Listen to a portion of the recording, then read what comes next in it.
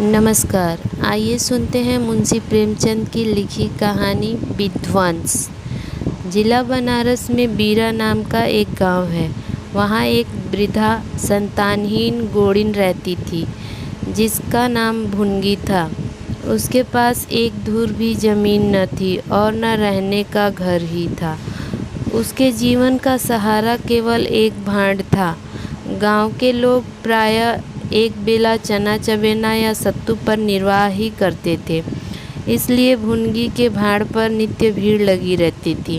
वह जो कुछ भुनाई पाती वही भून पीसकर खा लेती और भाड़ी की झोपड़ी में एक कोने में पड़े रहती। वह प्रातःकाल उठती और चारों ओर से भाड़ झोंकने के लिए सूखी पत्तियां बटोर लाती। भाड़ के पास ही पत्तियों का एक बड़ा ढेर लगा रहता था। दोपहर के बाद उसका भाड़ जलता था, लेकिन जब एकादशी या पूर्णमासी के दिन प्रथा अनुसार भाड़ न जलता या गांव में जमींदार पंडित उदयभान पांडे के दाने भूनने पड़ते, उस दिन उसे भूखे ही सो रहना पड़ता था। पंडित जी उसे बेगार में दाने ही न भुनवाते, उसे उनके घर का पानी भी भरना पड़ता और कभी कभी इस हेतु से भी भाड़ बंद रहता था। वह पंडित जी के गांव में रहती थी, इसलिए उन्हें उससे सभी प्रकार के बेगार लेने का अधिकार था। उसे अन्याय नहीं कहा जा सकता। अन्याय केवल इतना था कि बेगार सुखी लेते थे। उनकी धारणा यह थी कि जब खाने को ही दिया गया तो बेगार कैसी।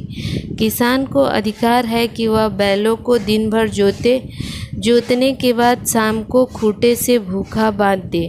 यदि वह ऐसा नहीं करता तो यह उसकी दयालुता नहीं है, केवल अपनी हित चिंता है। पंडित जी को उसकी चिंता न थी, क्योंकि एक तो भुनगी एक दिन भूखी रहने से मर नहीं सकती थी, और यदि देव योग से मर भी जाती तो उसकी जगह दूसरा गोड़ बड़ी आसानी से बसाया जा सकता था। पंडित जी की यही क्या कम कृपा थी कि वह भुनगी को अपने गांव में बसाए हुए थे। चैत का महीना था और संक्रांति का पर्व। आज के दिन नए अन्न का सत्तू खाया और दान दिया जाता है। घरों में आग नहीं जलती। भुनगी का भाड़ आज बड़े जोरों पर था। उसके सामने एक मेला सा लगा हुआ था। सांस लेने का भी अवकाश न था। ग्राहकों की जल्दीबाजी पर कभी कभी झुंझुला पड़ती कि इतने में जमींदार साहब के हाथ से दो बड़े बड़े कटोरे अनाज भरे हुए आ पहुँचे और हुक्म हुआ था कि अभी भून दे। भुनगी दोनों कटोरे देखकर सहम उठी। अभी दोपहर था, पर सूर्यास्त से पहले इतना अनाज भूनना असंभव था। घड़ी दो घड़ी और मिल जाते तो एक अठवारे के खाने भर को भी अनाज हाथ आता। देव से इतना भी न देखा गया। इन यमदूतों को भेज दिया। अब पहर रात तक समेटते सेतते में भाड़ में जलना पड़ेगा। एक नैराश्य भाव से दोनों कटोरे ले लिए। चपरासी ने डांट कर कहा, देर न लगे, नहीं तो तुम जानोगी। भुनगी यहीं बैठी रहो, अब भुन जाए तो लेकर आ जाना। किसी दूसरे के दाने छुए तो हाथ काट लेना। चपरासी, बैठने की हमें छुट्टी नहीं, लेकिन तीसरे पहर तक दाना भुन जाए। चपरासी तो यह ताकीद करके चला गया। बैन और भुनगी अनाज भूनने लगी, लेकिन मन भर अनाज भूनना कोई हंसी तो थी नहीं। उस पर बीच बीच में भुनाई बंद करके भाड़ भी झोंकना पड़ता। अतएव तीसरा पहर हो गया और आधा काम भी न हुआ। उसे भय हुआ कि जमींदार के आदमी आते होंगे। आते ही गालियां देंगे, मारेंगे, और उससे और वेग से हाथ चलाना शुरू किया। रास्ते की ओर ताकती और बालू नाद में छोड़ती जाती, यहाँ तक कि बालू ठंडी हो गई, शेवड़े निकलने लगे। उसकी समझ में न आता था क्या करे क्या न। न भूनते बनता था न छोड़ते बनता था। सोचने लगी कैसी विपत्ति है, पंडित जी कौन सी मेरी रोटियां चला देते हैं, कौन मेरे आंसू पोंछ देते हैं। अपना रक्त जलाती हूँ तब कहीं दाना मिलता है, लेकिन जब देखो खोपड़ी पर सवार रहते हैं, इसलिए न कि उनकी 4 अंगुल धरती से मेरा निस्तार हो रहा है। क्या इतनी सी जमीन का इतना मोल? ऐसे कितने ही टुकड़े गांव में बेकाम पड़े हैं, कितनी बखियां उखड़ी पड़ी हुई हैं। वह तो केसर नहीं उपजती, फिर मुझी पर क्यों आठों पहर धौंस रहती है। कोई बात हुई और यह धमकी मिली कि भाड़ खोद कर फेंक दूंगा, उजाड़ दूंगा। मेरे सिर पर भी कोई होता तो क्या बौछारें सहनी पड़ती। वही इन्हीं कुत्सित विचारों में पड़ी हुई थी कि दोनों चपरासियों ने आकर कर्कश स्वर में कहा, क्यों री दाने भूनने गए? भुनगी ने निडर होकर कहा, भून तो रही हूँ, देखते नहीं हो चपरासी, सारा दिन बीत गया और तुमसे इतना अनाज न भुना गया। यह तू दाना भून रही है और उसे चौपट कर रही है, यह तो बिल्कुल शेवड़े हैं, इनका सत्तू कैसे बनेगा। हमारा सत्यानाश कर दिया। देखो तो आज महाराज तेरी क्या गति करते हैं।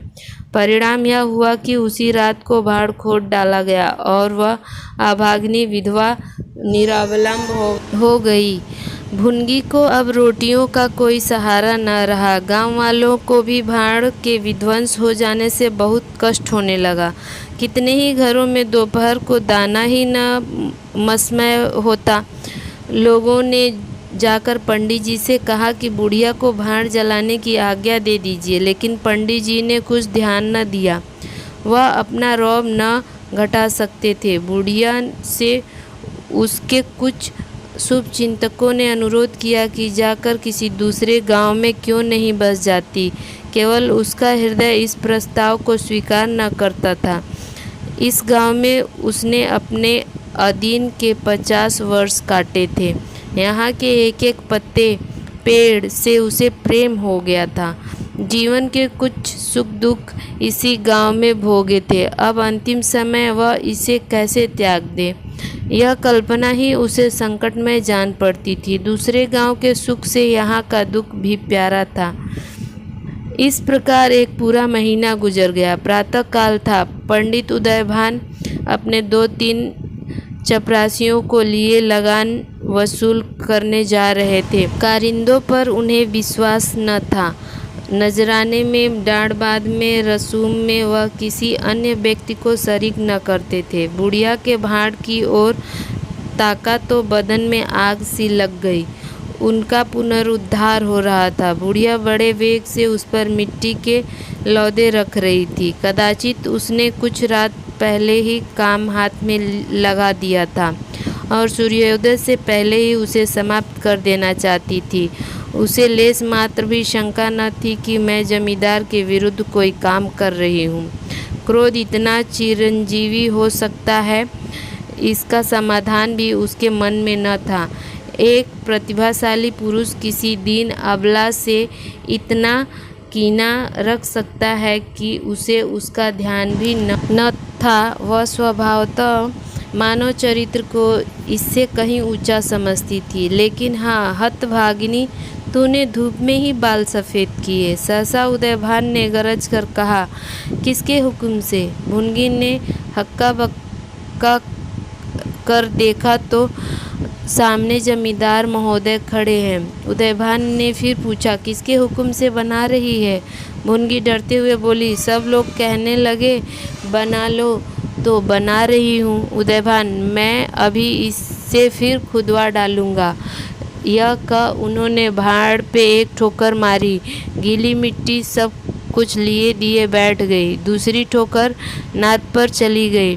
बुढ़िया सामने आ गई और ठोकर उसकी कमर पर पड़ी। अब उसे क्रोध आया। कमर सहलाते हुए बोली, महाराज, तुम्हें आदमी का डर नहीं तो भगवान का डर होना चाहिए। मुझे इस तरह उजाड़ कर क्या पाओगे? क्या इस 4 उंगल धरती से सोना निकल आएगा? मैं तुम्हारे ही भले की कहती हूँ, दिन की हाय मत लो। मेरा रोआ रोआ दुखी मत करो उदयभान, अब तो यही फिर भाड़ ना बनेगी। भुनगी, भाड़ ना बनाऊंगी तो खाऊंगी क्या? उदयभान, तेरे पेट का हमने ठेका नहीं लिया है। भुनगी, टहल तो तुम्हारी करती हूँ, खाने कहाँ जाऊँ? उदयभान, गांव में रहोगी तो टहल करनी पड़ेगी। भुनगी, टहल तो तभी करूँगी जब भाड़ बनाऊंगी, गांव में रहने के नाते टहल नहीं कर सकती। उदयभान, तो छोड़ कर निकल जा। क्यों छोड़ कर निकल जाऊं? 12 साल खेत जोतने से आदमी काश्तकार हो जाता है, तो मैं इस झोपड़े में बूढ़ी हो गई। मेरे सास ससुर और उनके माँ बाप दादे इसी झोपड़ी में रहे। अब इसे यमराज को छोड़कर और कोई मुझसे नहीं ले सकता। उदयभान, अच्छा तो अब कानून भी बघारने लगी। हाथ पैर पड़ती तो चाहे मैं रहने भी देता, लेकिन अब तुझे निकाल कर ही दम लूँगा। चपरासियों से अभी जाकर उसके पत्तियों के ढेर में आग लगा दो। देखो कैसे भाड़ बनाती है। एक क्षण में हाहाकार मच गया। ज्वाला शिखर आकाश से बातें करने लगा। उसकी लपटें किसी उन्मत्त की भांति इधर उधर दौड़ने लगी। सारे गांव के लोग उस अग्नि पर्वत के चारों ओर जमा हो गए। भुनगी अपने भाड़ के पास उदासीन भाव में खड़ी यह लंका दहन देखती रही। अकस्मात वह बेग से आकर उसी अग्नि कुंड में कूद पड़ी। लोग चारों तरफ से दौड़े, लेकिन किसी की हिम्मत न पड़ी आग के मुंह में जाए। क्षण मात्र में उसका सूखा हुआ शरीर अग्नि में समाविष्ट हो गया। उस दम पवन भी वेग में चलने लगा। उर्वार्धगामी लपटें पूर्व दिशा की ओर दौड़ लगाने लगी। भाड़ के समीप ही किसानों की कई झोपड़ियां थीं। वह सब उन्मत्त ज्वालाओं का ग्रास बन गई।